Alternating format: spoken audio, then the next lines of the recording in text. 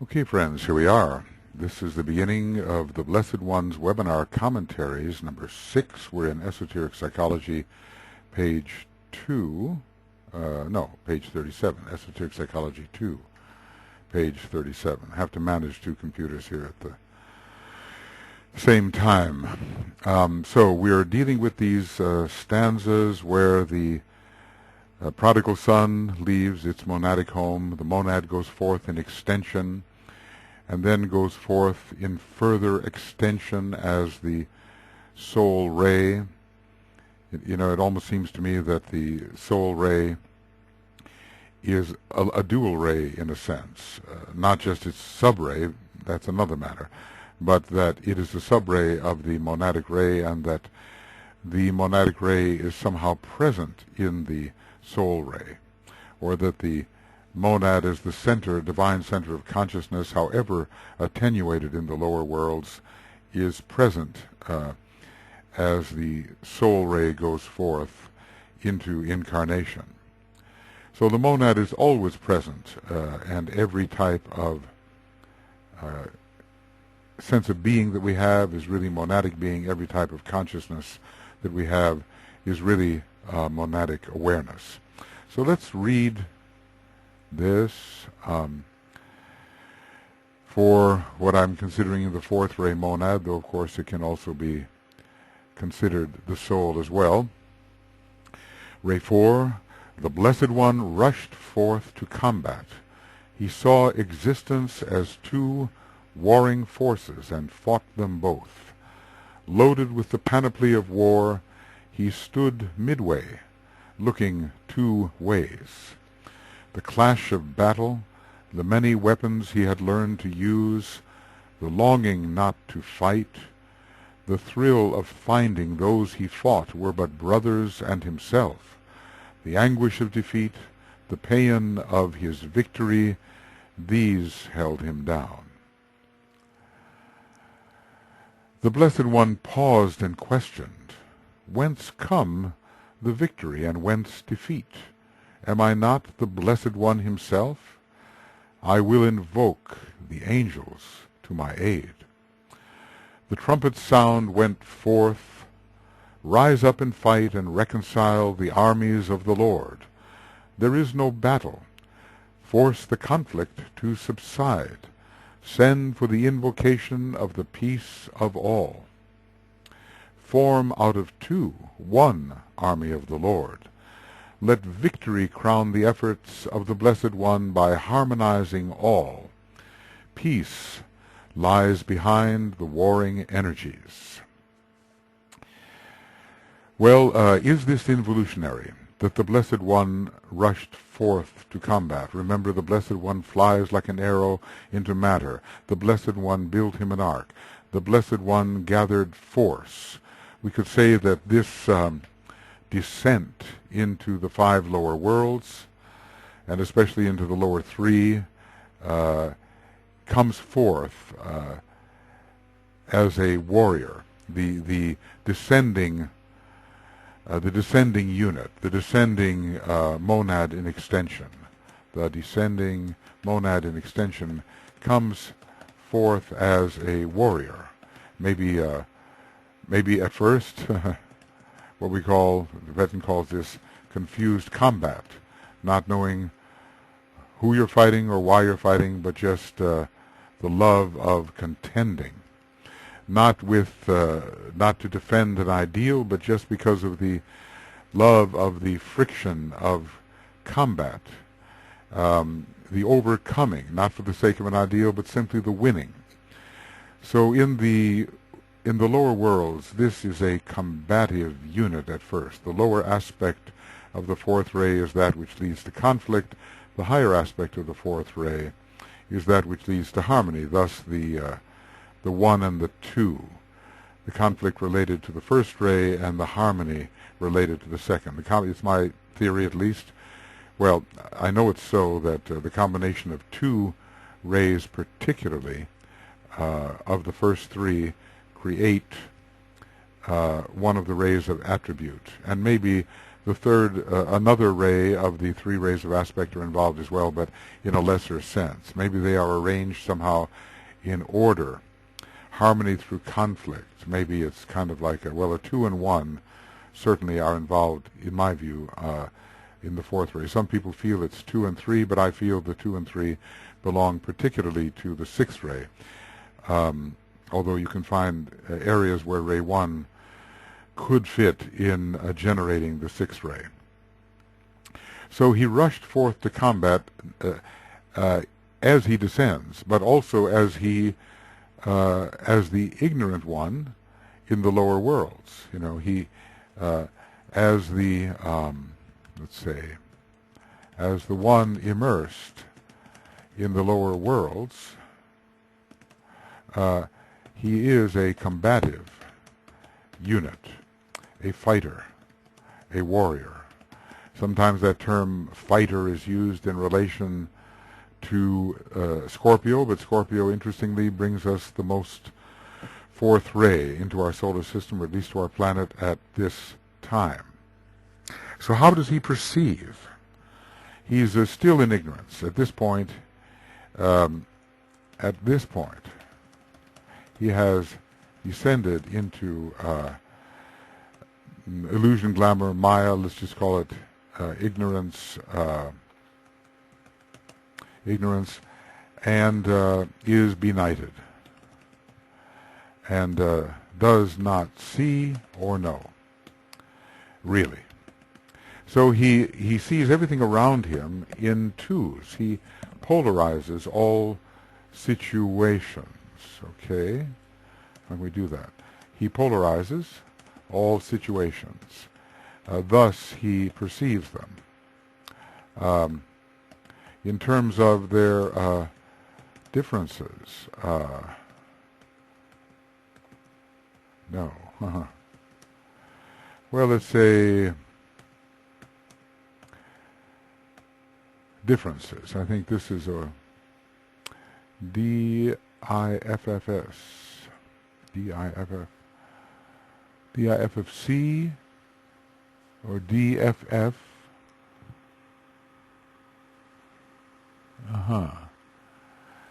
C-S. Well, D-F-C-S. That will do it. Differences. Okay. DFCS. He sees everything in terms of their differences, even though a deeper perception might reveal points in common, or points in common.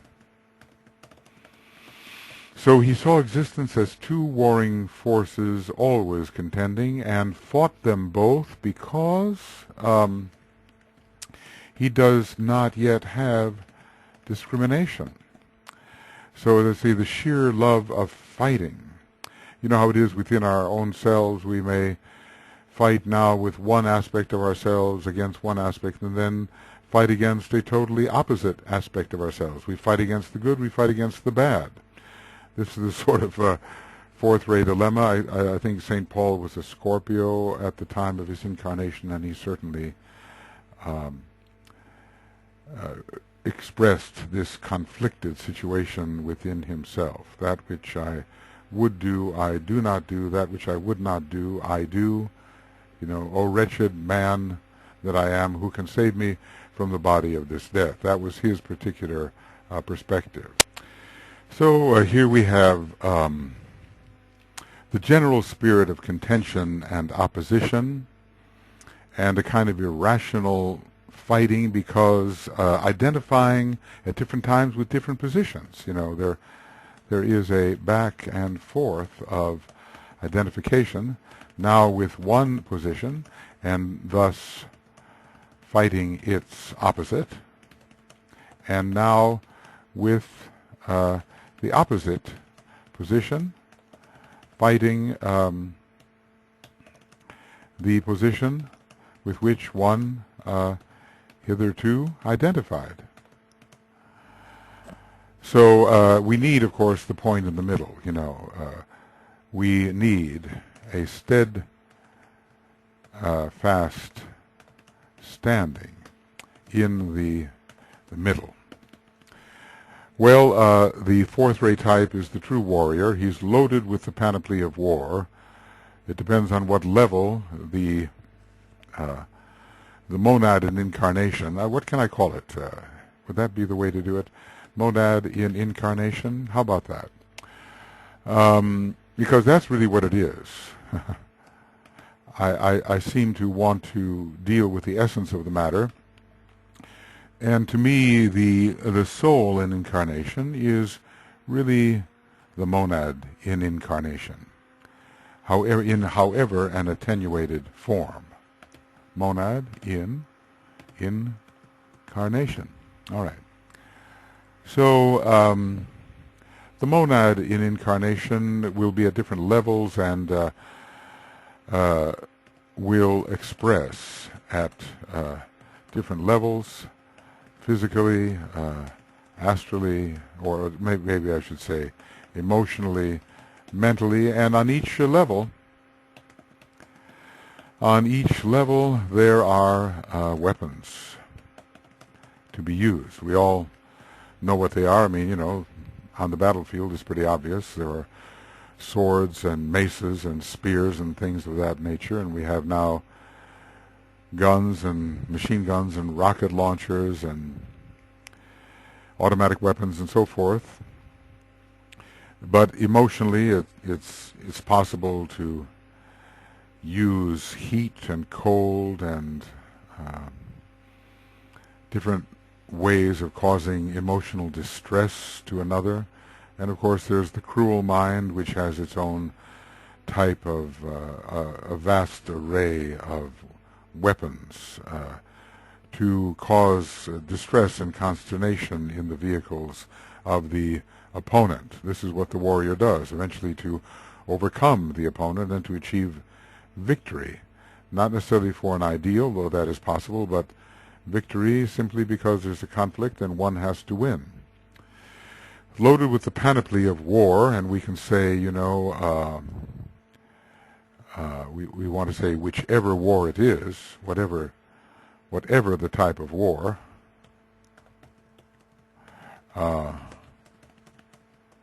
he stood midway, always between the contending forces that he perceives, always between the contending forces he perceives.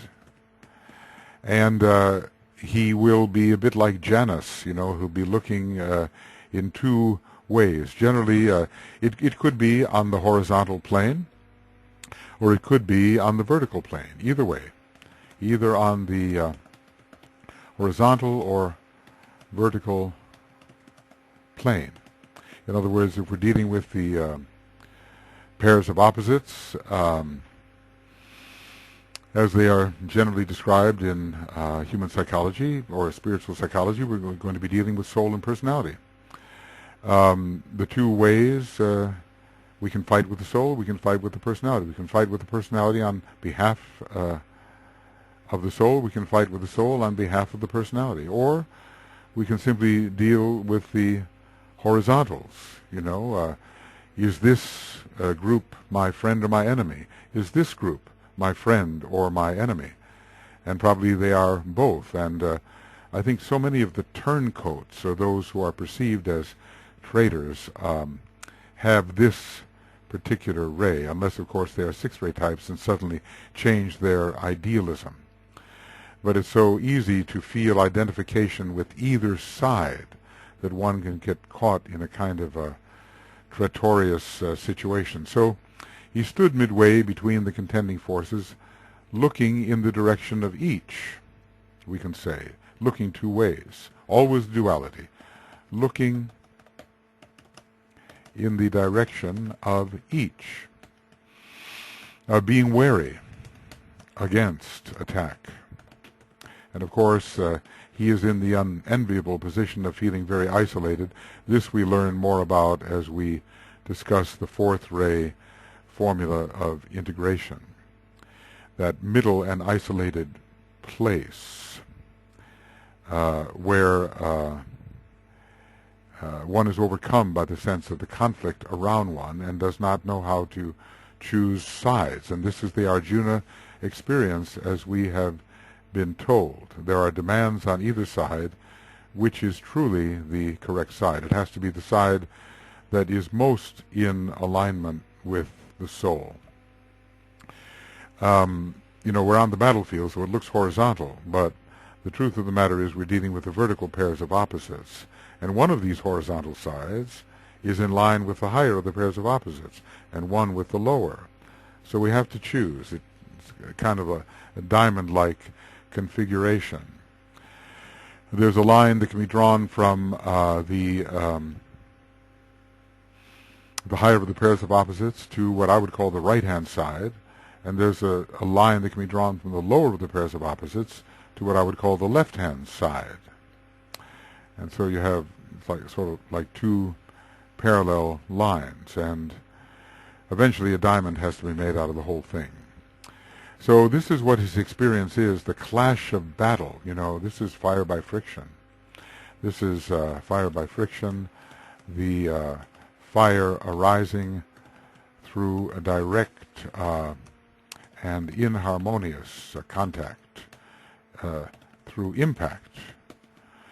So the clash of battle, and we can think of the way in the old days steel clashed with steel, steel up against steel, steel impacting steel, or iron against iron, or spear against spear, or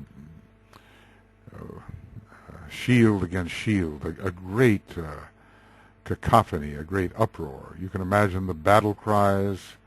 Kind of takes you back, Maybe some of you have seen Braveheart or other such movies that show the old battles and the warriors ranged on either side and coming together with great impact, and the noise of it all, tremendous noise of it all, at least in the beginning. Imagine later the noise dies down as the victor claims his victory and the opposition is slain. So the clash of battle, the many weapons he had learned to use. We go to the martial arts of the East, In the martial arts, and especially in the East, there are many weapons. And one has to become skillful in their use under the circumstance. One is well armed, defensive, using weapons, attacking, using weapons. So over time, the warrior goes to school, right? The warrior is schooled in the use of weapons. So these are the considerations which are going to hold him down. See, this is the question. What holds this warrior down?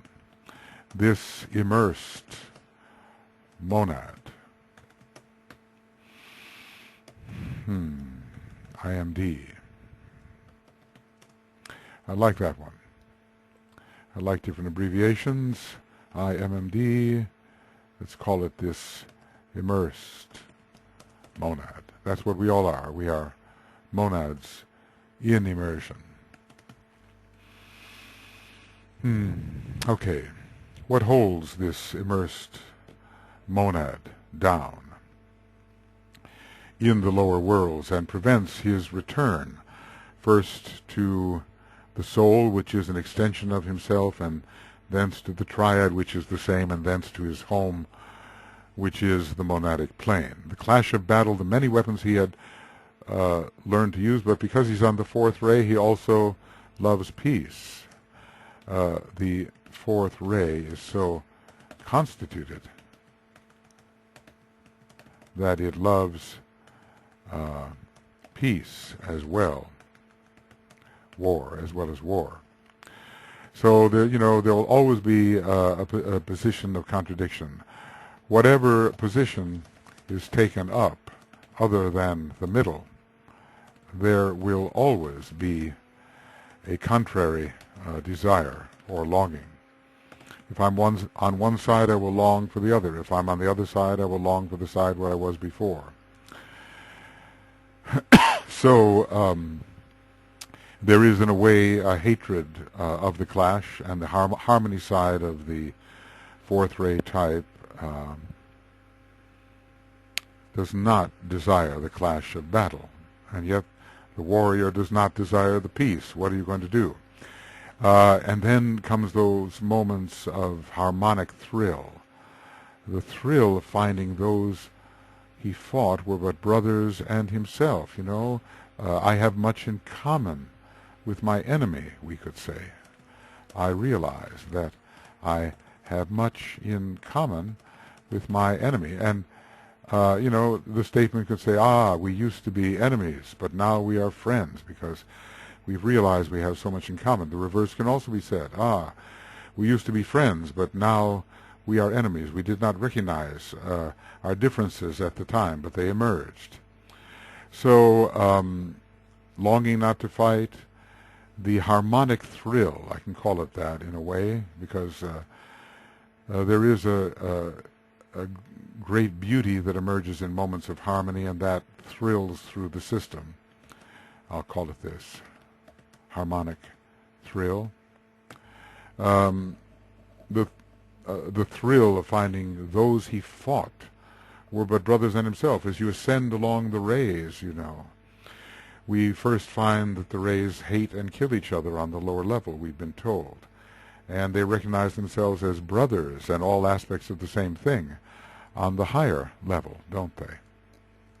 Okay. So this is so interesting that in the fourth ray life, those with whom we used to contend become one's brothers. I'm reminded of John Adams and Thomas Jefferson. They both, by the way, you can call it one of the greatest coincidences of historical governmental life in the United States. They both died on Independence Day. They were both instrumental in framing the Declaration of Independence and working it through. They both died on the Declaration of Independence Day, July 4th in the same year, 1826. Who is it? How could that coincidence be arranged? They, I'm sure they met each other in the other world quite quickly and were rather happy about the work that they had done for creating the United States of America. But anyway, at first they were friends. Then they became bitter enemies in the center of their life. And then slowly it all began to thaw later on, and they began to write letters to each other. And before you knew it, they were back in that condition of a more mature friendship, given, made possible through a widened perspective on what they had lived through. So, you know, kind of a perspectivized friendship born of a mature point of view. So it's so easy to reverse one's position on the fourth ray. And there's a great, the thrill of harmony arises when those with whom one contended become one's brother. I've sometimes seen, you know, after boxing matches or things of that kind, whoever wins goes to who's defeated and puts his arm around him and says, "Okay, we're brothers after all," you know. And there's a moment of harmony after the conflict. I wonder how many prize fighters have the fourth ray prominent. The anguish of defeat. Well, when you are when the warrior is defeated, it is the worst psychological condition. You know, the depression is total and subject to disease, really. The depression is total. And the agony, one can even say the agony of defeat. Sometimes in memorizing this thing, I've said the agony of defeat is the anguish of defeat. Anguish is on its way to agony, I think. And the paean of his victory, the victory song, that's what a paean often is. a triumphant song of victory. When you know, like Hercules, you raise your hands above your head in that Herculean gesture. So many athletes do that. When they win, they raise their arms in a Herculean-like gesture. Quite amazing. And they exult. They have a moment of exultation. But here we're dealing simply with emphasizing one of the pairs of opposites or the other. In all these, we emphasize one of the pairs of opposites or the other. We are never in the middle position, from which release can come. But we're always emphasizing one or the other of the contending sides, and we're throwing our whole energy into that. And since we still are in relation with the other opposite, we are not free to go. We are not free to rise. So the clash of battle, the many weapons he had learned to use, the longing not to fight, the thrill of finding those he fought were but brothers and himself, the anguish of defeat, the paean of victory, these held him down.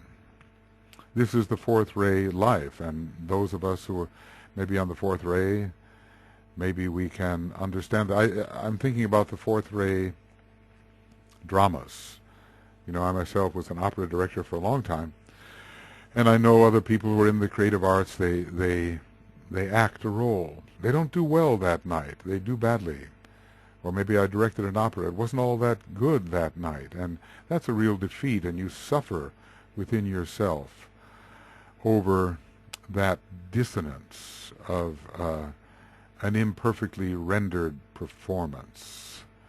You know, your voice cracks when you're singing, or you're singing the Star-Spangled Banner at a big event in the United States, and you forget the words. You know, the anguish of defeat. Later, you take yourself into the closet and you beat yourself over that. You know, flagellation goes along with the fourth ray and the sixth ray.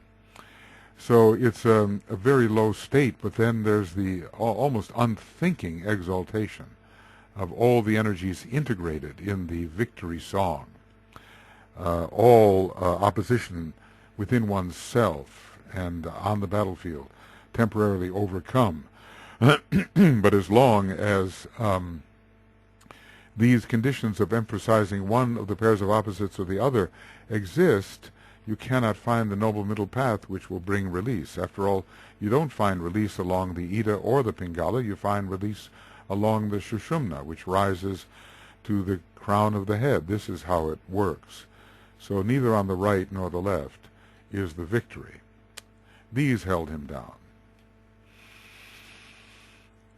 Then the Blessed One paused and questioned, you know, so after so much struggle in which there is no permanent victory, after which the conflict somehow still continues, then self-reflection.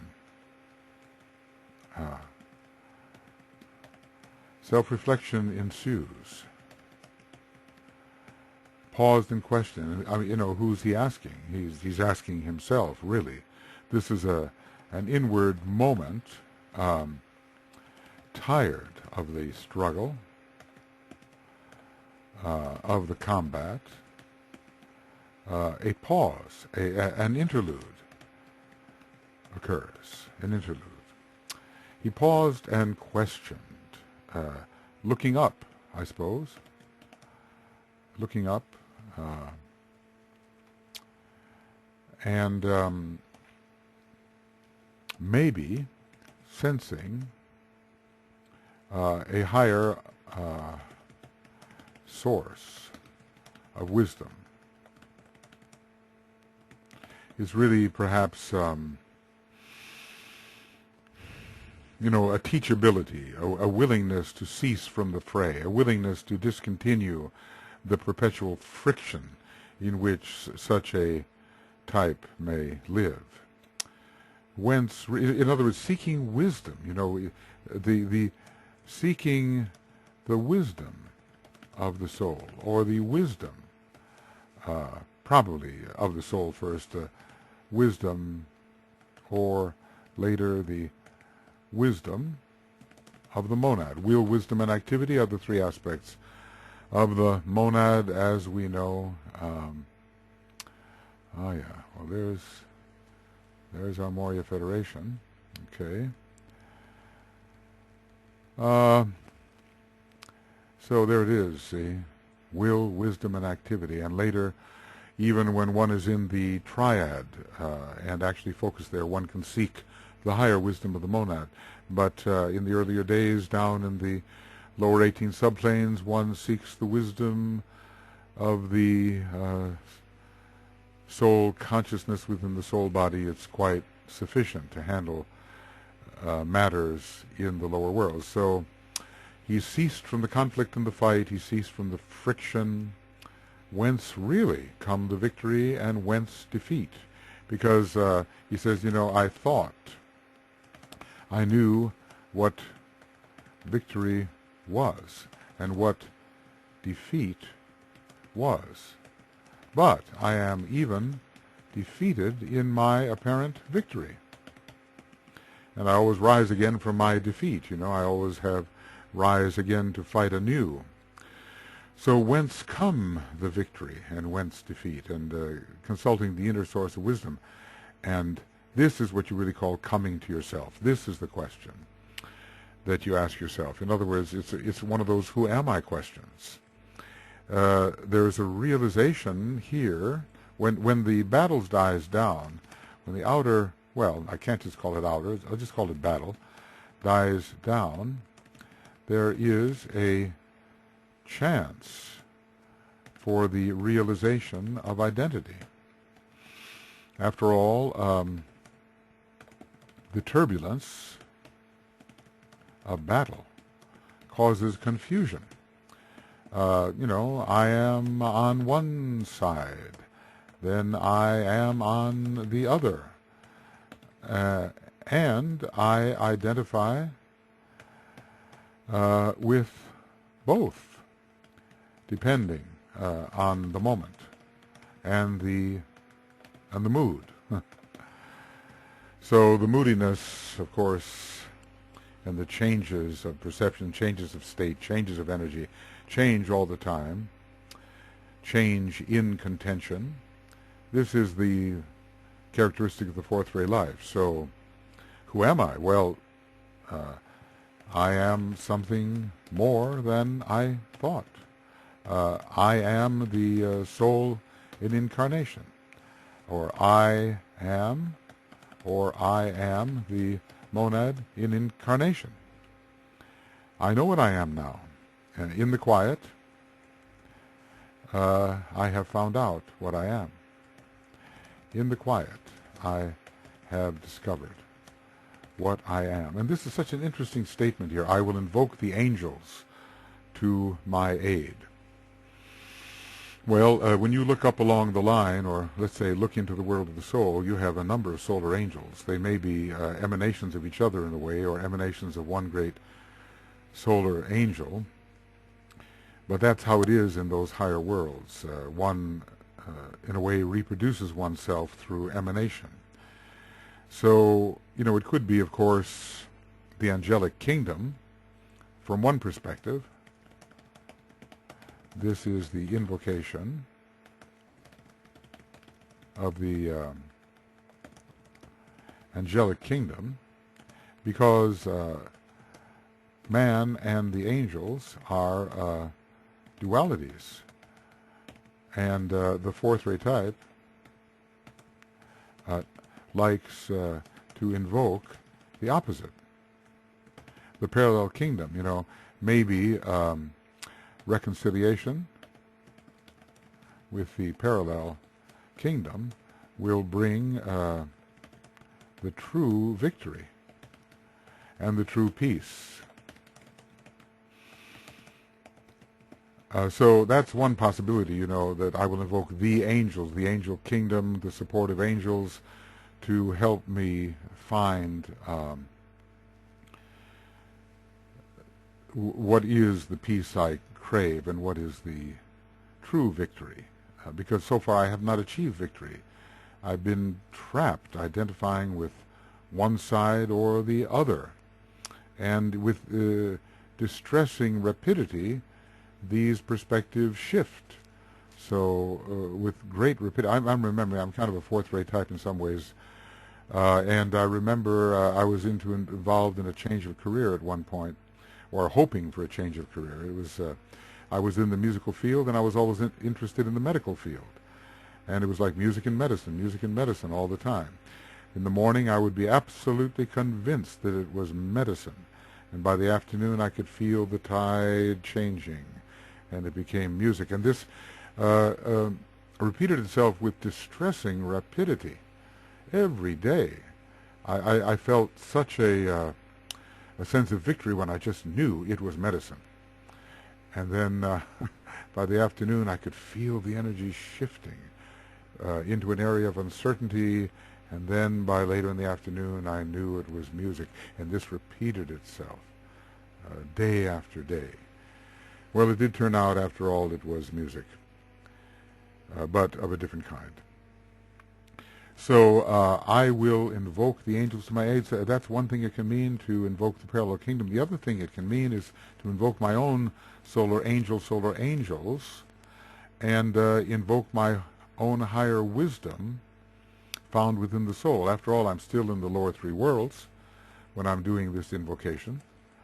I am still in the lower three worlds when this questioning is going forth.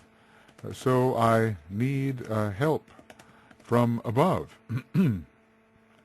Maybe I need a higher point in the triangle, or to create from the warring opposites a baseline of a triangle. And that would be the solar angel, who would be then, the higher point of the triangle, possibly creating a balancing figure.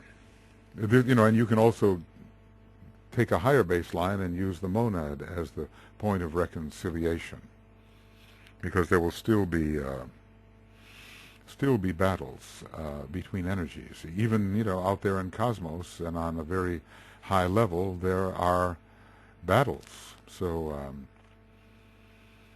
sometimes one could think it's a Ray 4 universe. Of course, that's a ridiculous idea, but there's contention all around in the world of duality. So anyway, I'm looking for the higher point of the triangle now, from whence my own angels come. There are all these different petries that go to the making up of the egoic lotus.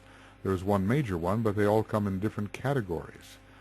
And the egoic lotus of man does not involve even them all, because some are associated with the monastic permanent atom. So there are different types of angels or petries involved in the higher aspect of oneself, and that can be the upper point of the triangle. Then, after this has been done, comes that great sounding of the trumpet. Well, you would say, okay, why the trumpet? The trumpet is in a way the vortex. The trumpet is somewhat shaped like a vortex. It's so that the sound can go forth in a magnified way. The trumpet sound went forth. So if we go over here, and we kind of look and say, let's go to Esoteric Psychology, Volume 1, and maybe around, I don't know, let's try page 70. I never get those exact. Well, I'm pretty close. The names of the Ray Lord, the trumpet of the Lord. It's the very last name. And it is the call to battle. But in this case, the trumpet sounds the call to battle. Interestingly enough, looking at taps, reveille wakes you up, and taps, also sounded on the trumpet of the bugle, can put you to sleep. Your whole life the strong and vibrant trumpet sound in the morning of incarnation, and the serene trumpet sound in the evening. You know how reveille, dum dum da dum pum pum da dum pum pum da dum pum pa dum. That's reveille. It's full of energy, and then taps dum da dee dum da dee dum da dee dum da dee da da dee dee dee dee da da dee dee dee dee. And there's words to that. Day is done, gone the sun from the earth, from the sky, from the earth, from the sky, from the whatever. All is well, safely rest. God is nigh. Very serene trumpet. So the opposites are there, aren't they? But, you know, the trumpet we're talking about here is the call to battle, or the call to battle that will bring peace. There's a new type of inspiration, not the urge to run out there and fight and re-experience the clash of battle and all the many weapons and all that. A different kind of interactive process is what is going to be needed here.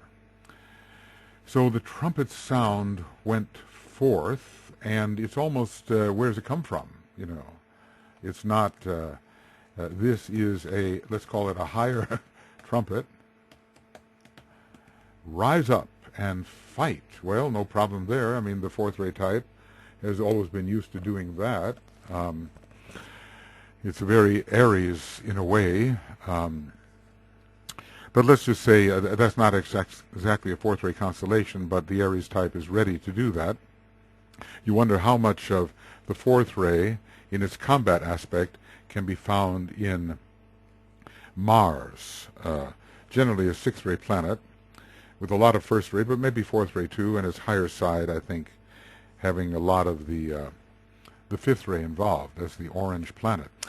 But rise up and fight, but don't do the usual thing, you know. Let's just say this is customary. And reconcile the army of the Lord. Well, that's a different thing altogether. So the call for reconciliation, or the fight to reconcile, the fight to bring peace. And there are, you know, what do we call sometimes the peaceful warrior, as it has been called, or the warrior on behalf of peace. The motive is entirely different now, because we recognize, having reoriented ourselves, having reoriented in our, we're on the path of monadic return now, returning to the soul, returning to the aspect of the monad which remained on its own level. And reconcile all of the contending forces. Now, of course, sometimes the armies of the Lord, you might think of the, you can also think of the army of the voice, and those Davic forces which are contending, and which are used by contending human beings. I'm remembering, you know, as an Aries type, with my father's Mars and Saturn in Aries on my sun, we used to have this father-son kind of communion. It wasn't happening so often, but we would watch the prize fights together in those days, the battlers, the struggles. And I remember one of the gifts my father gave me was a set of boxing gloves.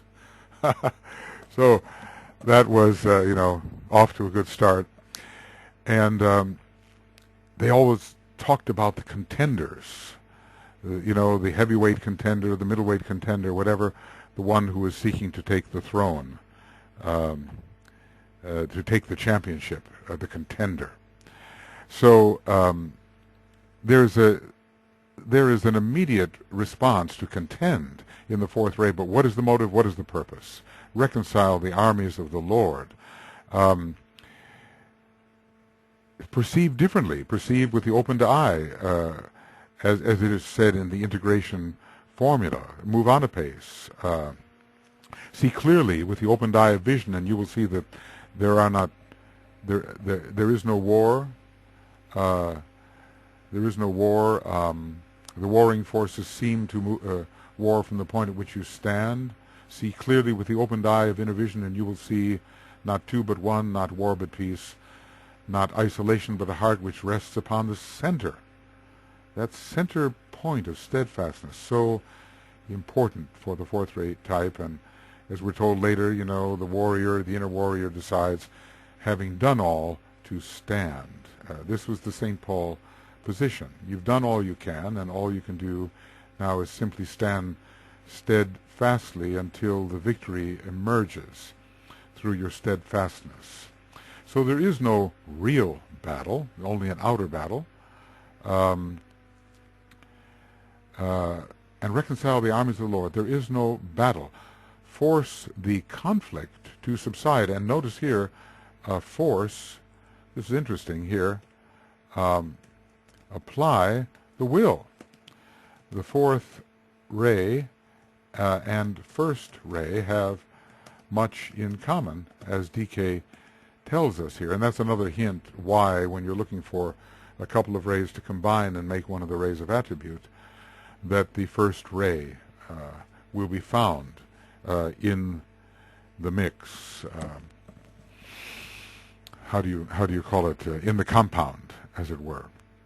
The first ray will be found, and obviously the second ray is so closely related to the fourth. The second ray also is a ray not only of harmony but of unity. The second ray, did I say that? Not only of harmony but of unity. So force the outer conflict to subside, so that there can be clarity on the smoky battlefield, and so you can see what you are doing. So there's no real battle here. These warring forces seem to war from the point at which you stand. So be more discerning. And force fire by friction to subside, in a way. Fire by friction to subside. So you're not going to win with fire by friction. We can raise all the heat we want in the clash of forces, but there will be no victory. There will only be exhaustion. So we say, if fire by friction continues, there will be no real victory, but only exhaustion. Only exhaustion. Okay. Force the conflict to subside, and this you can do, I suppose, from the steadfast central point where, in this case, you're refusing to take sides. Or you here, we're going to be dealing with what's called a word of power, two merge with one. The one already exists. The two exists. It's not two merge and make one. It's two merge with the one that is. That really has to be understood. There is no battle. Force the conflict to subside. Send for the invocation of the peace of all. So meditate, and invoke the harmonizing forces. Send for the invocation for the peace of... it can mean... Now, it's kind of interesting how the wording goes. It can mean ask that you understand how to invoke the peace of all. So, request the right kind of invocation. The right invocation or way of invoking the peace of all. And note, it is all, not just a partial peace. So we are looking here at the whole. Looking at the whole. And we are so exhausted with battle, so because peace, real peace, I think we can say this, is an energizer. What is the greatest source of energy on our planet is Shambhala, and it's also the center of pure and perfect peace in the planetary sense. Its outgoing energy may cause war, but it itself is the center of peace because it's trying to get all things into archetypal alignment with the purpose which vibrates within itself. So send for the invocation of the peace of all from your steadfast central position with all around you quieted. So let's just say that in the quiet,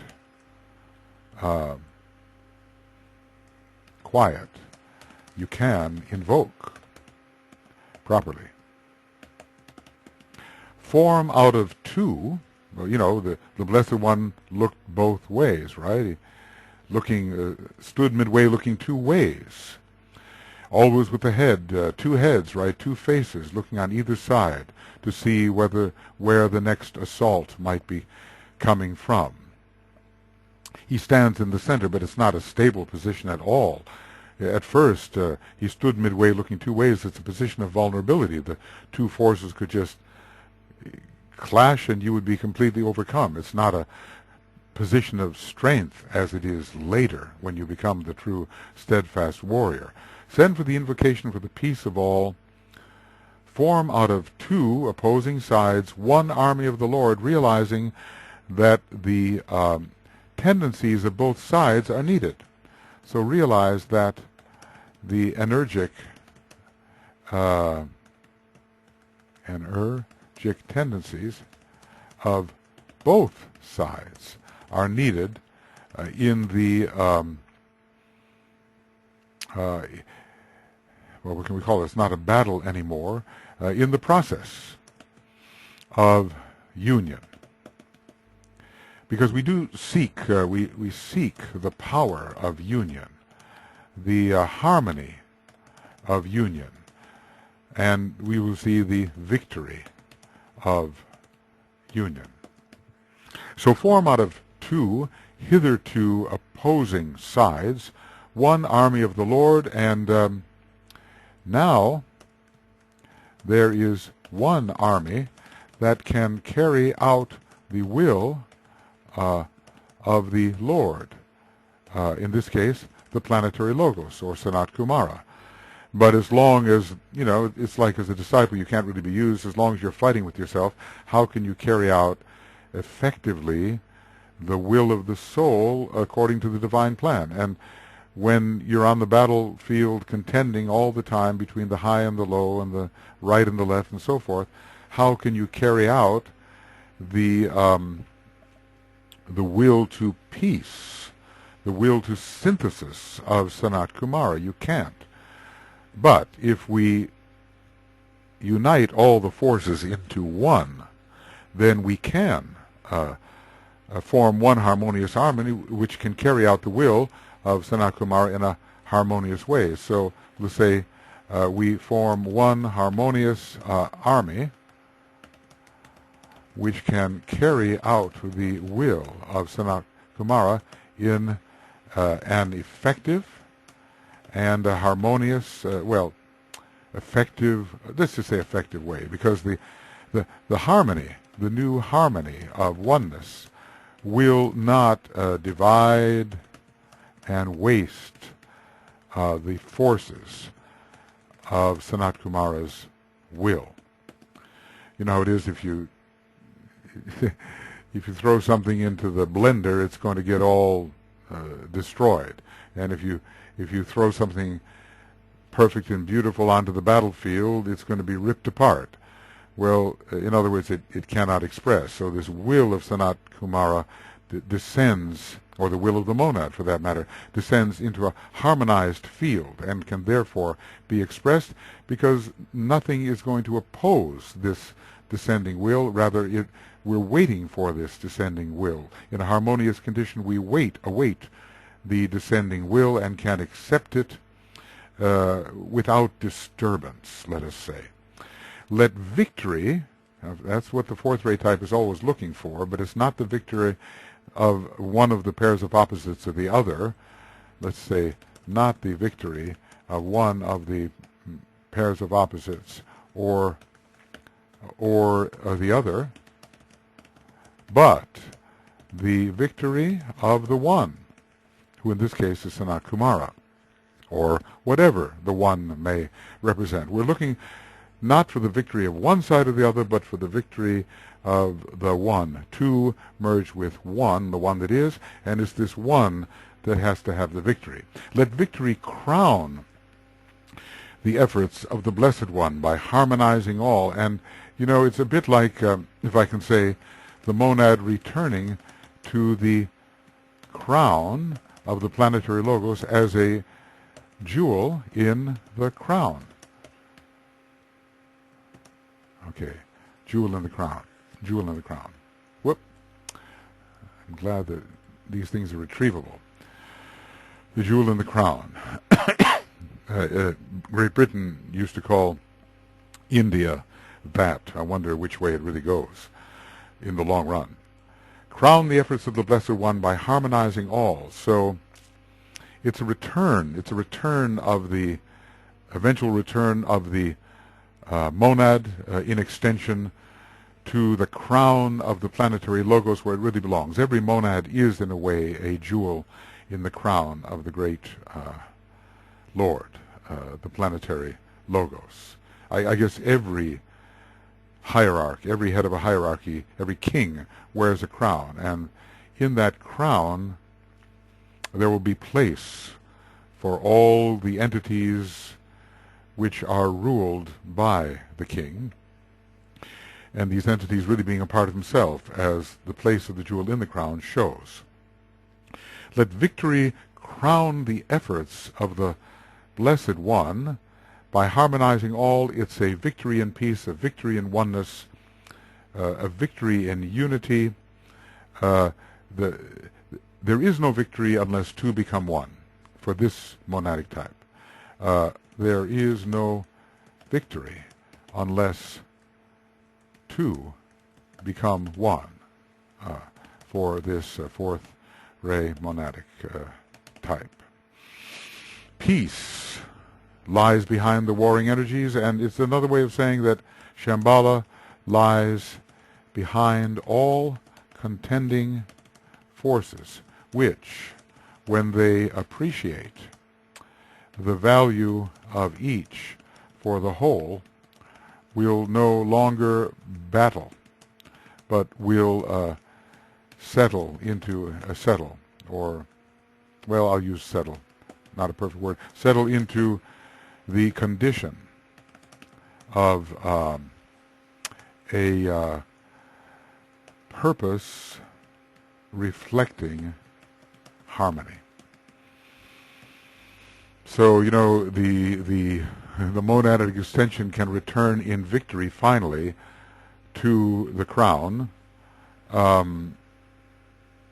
when he leaves behind him a condition in which all has been harmonized, or when perhaps he sees that all is really in harmony and that the battle is only an apparency due to the ignorance within the lower worlds and the dualistic mind of the lower worlds.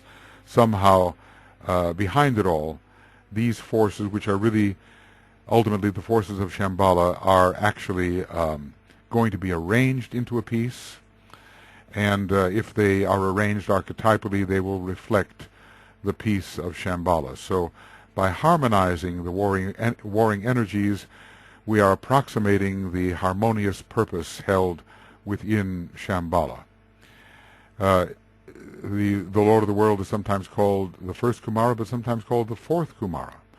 And he is the logos, in a way, of the fourth planet, whose symbol is the cross. And as the cross is encircled, which is the symbol of Earth, it's the symbol of the harmonizing of the contending directions, four directions of the cross. The circle synthesizes them, harmonizes them, well, harmonizes, unifies, and synthesizes in that order. So let victory crown the efforts, and it will take effort of this monad, because there are many adjustments to be made in this fight for peace. Let's just see, many adjustments made in this fight for peace. It's not just done automatically. It's not done magnetically. One has to engage in order to help create the peace. But of course, invoking the right forces goes a long way towards the necessary harmonization. But the goal is, what happens is, let's call it this: appreciation of the value of all contending forces or energies. In other words, every energy, even if contending, has its place in a harmonized whole. So every contending energy has its place in a harmonized whole, and this is realized. And that very realization, and bringing that realization to others, as peacemakers often do, showing what the common ground is and showing how each can mutually benefit the other, will bring a condition of peace between the previously contending forces. But it's a perception. It's a valuation, or valuing of the previously contending forces. Instead of looking both ways, and the Blessed One rushed forth to combat, and he saw existence as two warring forces, instead of that perception always of two warring forces, there must supervene the perception of two mutually beneficial forces. The perception of two mutually beneficial forces. This is necessary. And this is the perception which the realized fourth ray monad can convey to others. DK once said, well, there's no cause for real concern because the fourth ray is coming, and its tendencies to harmony and peace are coming as well. And we're supposed to enter an era symbolically of 1,000 years of peace, when Satan, the lower nature, will be bound for 1,000 years. We don't know what 1,000 years really means. I don't think it's a literal earth years, but the binding of the warring forces, the binding of the lower nature is coming under the fourth ray appearing in its monadic nature from 2025 onward. We just have to live through the next 12 years when the battle between irrational contending idealisms is threatening the life of humanity itself in a nuclear age. Well, okay, let us, what I want to do then is just read this. I guess I identify with it. I've been thinking of myself more and more on the sixth ray, and I have a lot of that, but I also somehow identify with this fourth ray position, and maybe can put a little drama into it. I'll try to read it in a fairly neutral manner. So the fourth ray stanza for the Blessed One. The Blessed One rushed forth to combat. He saw existence as two warring forces and fought them both. Loaded with the panoply of war, he stood midway, looking two ways. The clash of battle, the many weapons he had learned to use, the longing not to fight, the thrill of finding those he fought were but brothers and himself, the anguish of defeat, the paean of his victory, these held him down. The Blessed One paused and questioned, whence come the victory and whence defeat? Am I not the Blessed One himself? I will invoke the angels to my aid. The trumpet sound went forth. Rise up and fight, and reconcile the armies of the Lord. There is no battle. Force the conflict to subside. Send for the invocation for the peace of all. Form out of two one army of the Lord. Let victory crown the efforts of the Blessed One by harmonizing all. Peace lies behind the warring energies.